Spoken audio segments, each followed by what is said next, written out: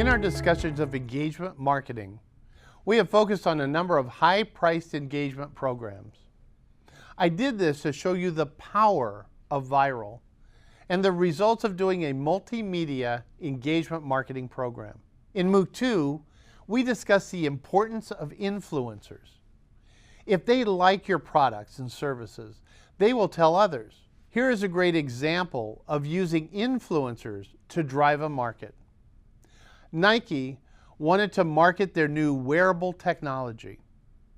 Rather than have a traditional marketing program, they went to South by Southwest, where people influential in wearable tech were assembled for their conference. Nike gave attendees a fuel band and then at night lit up a building with red, yellow, and green lights. As the influencers danced at evening parties, the building changed from red to green as the number of calories burned increased. It was a great way to influence the influencers and show them how wearables could impact the health of people while letting them have a great time.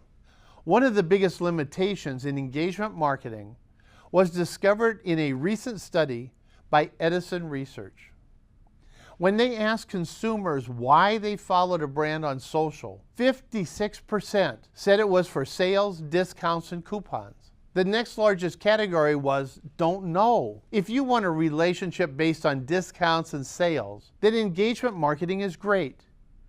If not, it may not be for you.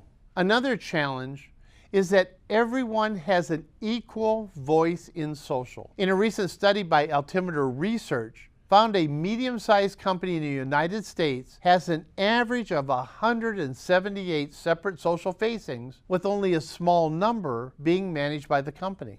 Who is running the other sites? Sales reps, customer service people, engineers, disgruntled employees, and other stakeholders. All are talking to your markets with equal voices. This finding highlights a number of implications for your organization.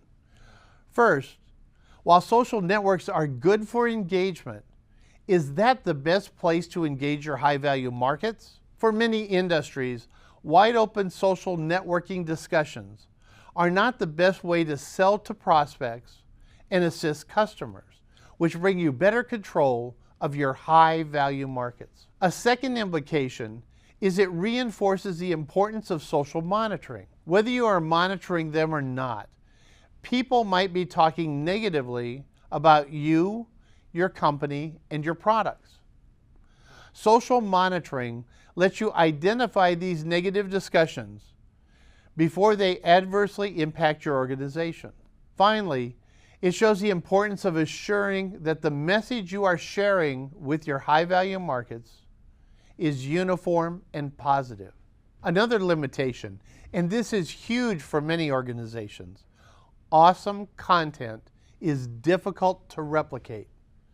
Whether it comes from you or a competitor, the next time an individual sees your content, it's boring. For example, the Old Spice Manly Man was one of the biggest viral programs of all time. However, the next time they used him to promote another product, the results weren't nearly as strong. Other campaigns, like Dr. Pepper 10, using a similar type of promotion, did not have the impact of the original Manly Man. Finally, while the engagement marketing strategy focuses on social metrics, what do those metrics really mean? Cadbury Chocolates had a great celebration when they reached 1 million likes on Facebook. Today, years later, they have 1.1 million. Old Spice had tens of millions of likes. Do all of these translate into business? Are they all active now? The key is that these social metrics is often indicative of the highest level of activity on your site, not what is happening now. The other strategies we will examine will give us better ways to gauge the activity level of each individual engaged with your social marketing programs. So what are the best applications for engagement marketing? Products with a short selling cycle are great for engagement marketing. If we are selling hamburgers, chocolate, or aftershave, We really don't need to know each customer by name. If the market is passionate about your products and services, engagement marketing is also a strong strategy. You can create great visual content to immediately engage this market. And if it is really unique and clever, it will likely go viral. While it might seem counterintuitive, engagement marketing is great for lower value markets. For these markets, you can't afford to spend a huge amount of money using more sophisticated social strategies. But you need to engage with them and serve them and position your organization for future sales. In this situation, engagement marketing is a great strategy to use. Finally, engagement marketing is great if you want to gather a target market on your social sites to drive the other social strategies. If they are on your social sites, it is easier to engage them using the nurture or social IMC strategies. Engagement has a definite role to play in your social strategies, but you must know its strengths and its limitations.